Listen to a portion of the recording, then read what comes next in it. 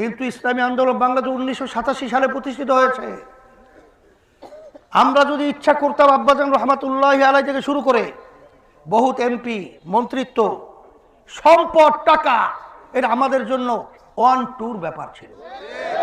কিন্তু আমরা রাজনীতি করি দেশের কল্যাণের জন্য, মানুষের কল্যাণের জন্য, ইসলামের কল্যাণের জন্য। যেখানে ইসলাম নাই, যেখানে দেশের স্বার্থ নাই, যেখানে মানুষের কল্যাণ নাই, সেখানে ইসলামী আন্দোলন বাংলাদেশে নাই।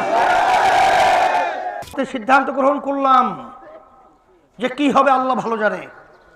আমরা এককভাবে যখন নাকি আবার দেশের কল্যাণের জন্য, ইসলামের কল্যাণের জন্য, মানুষের কল্যাণের জন্য যখন আমরা হাত পাখা প্রতীক নিয়ে যখন আমরা রাস্তায় নামলাম, অনেকে তো আমাদেরকে নিয়ে হাসছিল যে যেইটা চাইছিলাম তাই হয়েছে, একা হয়ে গেছে। কিন্তু ইসলামী আন্দোলন বাংলাদেশ আল্লাহ একা নয়, আমাদের সঙ্গে আল্লাহ রয়েছে,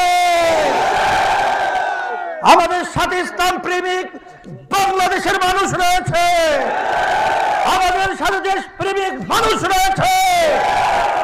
আমি সারা দেশে সফর করার পরে যা দেখেছি, আজকে সব ঘরানার, সব শ্রেণীর পেশার মানুষ আজকে সবাই আমাদের সিদ্ধান্তকে সাধুবাদ জানিয়েছে। আলহামদুলিল্লাহ। আজকে আমাদের সঙ্গে সম্মানিত উলামায়ে কেরাম রয়েছেন।